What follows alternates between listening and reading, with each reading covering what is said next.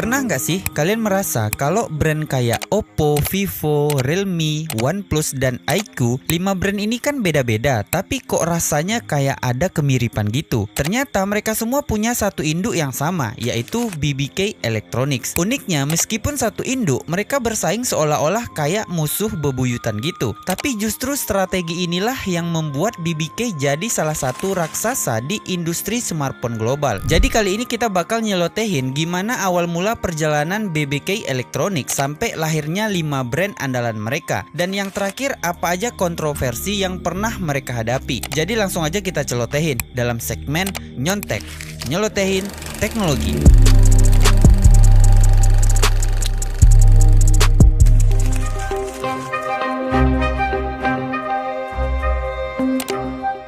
Untuk memahami gimana perjalanan BBK Electronics sampai menjadi salah satu raksasa di industri smartphone, kita harus melihat kembali ke tahun 1995 di sebuah kota industri di negara Cina, yaitu Dongguan, Provinsi Guangdong. Saat itu, seorang pengusaha yang bernama Duan Yongping, kita sebut aja dengan Pak DY, memiliki visi untuk membangun perusahaan elektronik yang bisa bersaing di pasar global. Perjalanan Pak DY untuk menuju kesuksesan jelas aja nggak segampang membuat video ini. Sebelum mendirikan BBK Electronics, Pak DY pernah bekerja di Subor Electronics, sebuah perusahaan elektronik yang cukup populer di Cina pada era 80-an dan awal 90-an. Subor Electronics terkenal sebagai produsen konsol game edukasi dan perangkat elektronik untuk anak-anak, yang waktu itu sedang bersaing ketat sama konsol Nintendo untuk menjadi yang terbaik di pasar domestik China.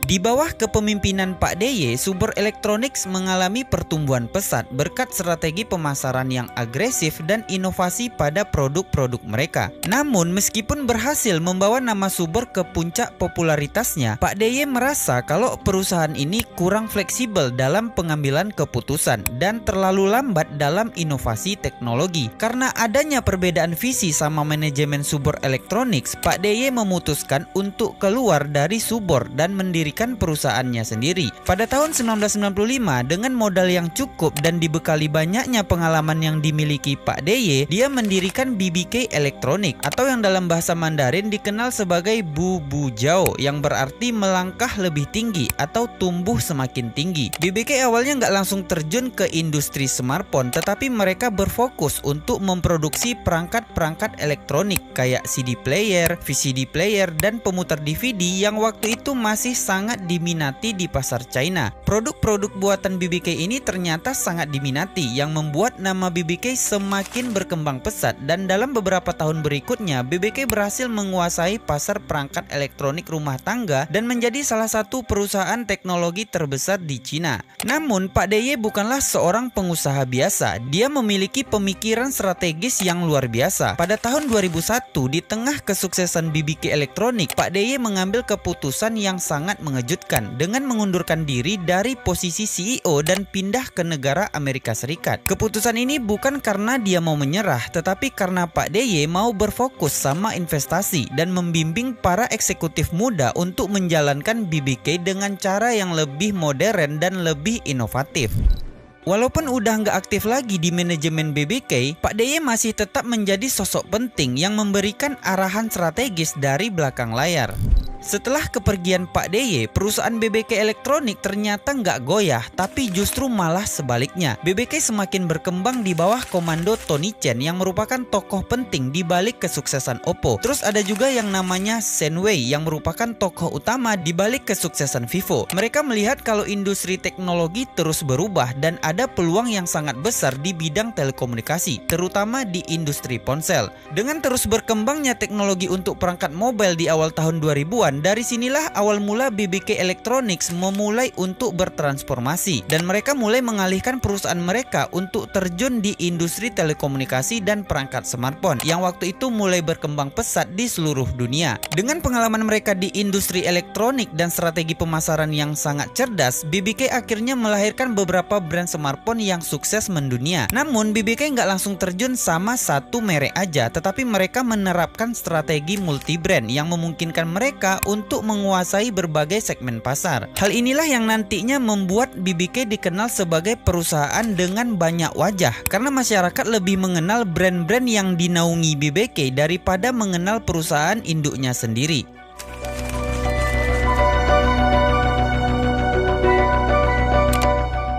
Setelah sukses di industri perangkat elektronik, BBK Elektronik mulai mengembangkan bisnis mereka ke dunia telekomunikasi dan perangkat smartphone. Langkah ini dimulai dengan lahirnya Oppo pada tahun 2004 yang kemudian diikuti oleh Vivo pada tahun 2009, OnePlus di tahun 2013, Realme di tahun 2018 yang udah kita celotehin di video yang ini, dan yang terakhir ada iQOO yang diluncurkan pada tahun 2019. Brand-brand ini memiliki peran masing-masing tapi dengan tujuan yang sama, yaitu ingin mendominasi di pasar smartphone global. Oppo didirikan oleh Tony Chen dengan tujuan menghadirkan perangkat elektronik premium. Pada awalnya Oppo berfokus untuk perangkat pemutar MP3 dan DVD, sebelum akhirnya Oppo memutuskan untuk memasuki pasar smartphone yang dimulai dari Oppo X903 yang merupakan series awal dari Oppo Find series. Oppo dikenal sebagai salah satu pionir dalam inovasi kamera ponsel dan salah satu brand pertama yang memperkenalkan selfie kamera berkualitas tinggi. Beberapa seri kayak Oppo Find dan Oppo Reno menjadi pilihan favorit di kalangan pengguna yang menginginkan desain premium dengan fitur-fitur canggih.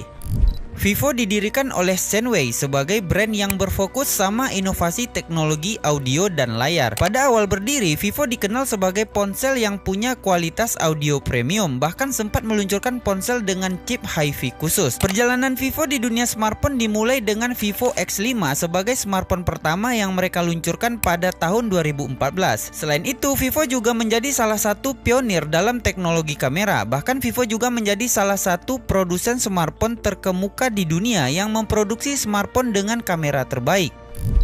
Kemudian dilanjutkan OnePlus yang lahir dari ide Pat Lau yang merupakan mantan eksekutif Oppo yang ingin menciptakan ponsel flagship dengan harga yang lebih terjangkau. Dengan slogan jangan pernah puas, OnePlus sukses menghadirkan ponsel dengan spesifikasi kelas atas namun dengan harga yang lebih murah dibandingkan kompetitornya. OnePlus One yang merupakan smartphone pertama mereka langsung mencuri perhatian karena menawarkan hardware premium dengan harga yang agresif. Dalam beberapa tahun aja OnePlus menjadi merek yang sangat populer di kalangan pengguna teknologi dan komunitas penggemar Android. Pada awalnya, Realme merupakan sub-brand dari Oppo yang berfokus untuk pasar India dan Asia Tenggara. Namun, karena pertumbuhannya yang sangat pesat, Realme akhirnya melepaskan diri dari Oppo dan menjadi brand independen, namun tetap berada di bawah naungan BBK Electronics. Dengan strategi harga terjangkau dan spesifikasi tinggi, Realme berhasil merebut hati anak muda. Ponsel-ponsel Realme seringkali menjadi salah satu pilihan utama di kelas menengah. Untuk cerita lebih lengkapnya tentang perjalanan Realme, kalian bisa tonton di video yang ini. Yang terakhir yaitu iQOO yang lahir sebagai sub-brand dari Vivo yang difokuskan untuk pasar smartphone gaming. Dengan chipset kelas atas dan dibekali sistem pendinginan yang canggih, iQOO menjadi brand yang menarik perhatian gamer mobile dan mereka juga menawarkan teknologi pengisian daya ultra cepat yang memungkinkan ponsel mereka bisa terisi penuh hanya dalam hitungan menit.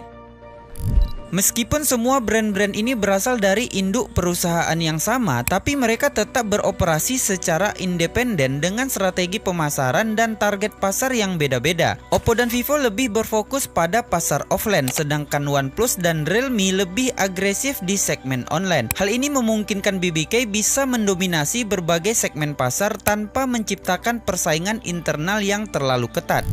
Dengan strategi yang cerdas dan ekspansi yang agresif, BBK berhasil menjadikan kelima brand ini sebagai pemain utama di industri smartphone global. Namun perjalanan BBK nggak selalu mulus karena mereka juga pernah menghadapi berbagai tantangan dan kontroversi yang sempat mengguncang perusahaan mereka.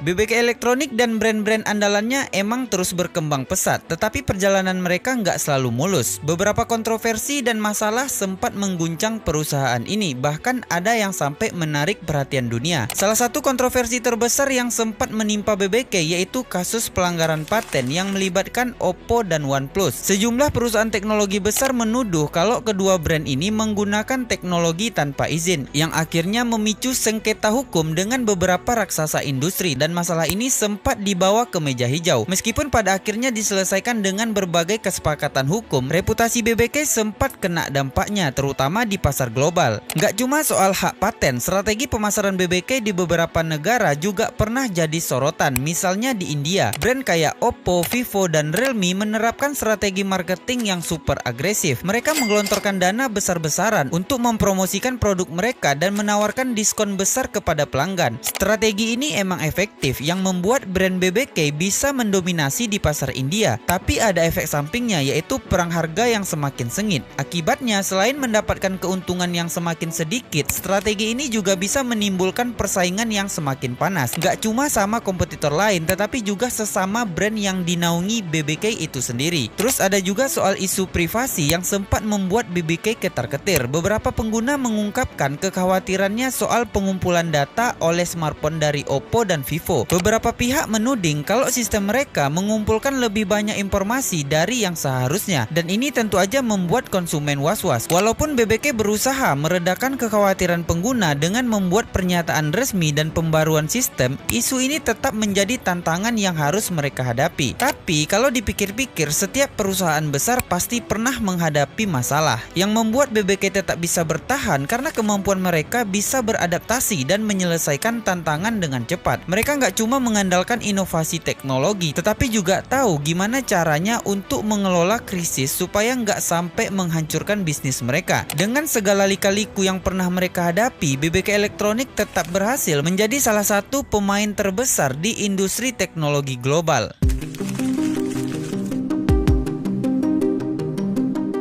Terima kasih udah nonton video ini. Jadi gimana? Apakah kalian ada pengalaman yang menarik dengan smartphone atau produk lain buatan BBK Electronics? Coba ceritakan di kolom komentar. BBK dengan kelima brand andalannya udah mencatatkan perjalanan panjang yang luar biasa. Dari awal yang sederhana di tahun 1995, perusahaan ini sekarang menjadi raksasa teknologi global. Jelas aja perjalanan mereka nggak sesimpel apa yang aku celotehin di video ini. Tapi seenggaknya kalian udah dapat gambaran dan juga tahu gimana perjalanan BBK Electronics. Terima kasih udah nonton video ini.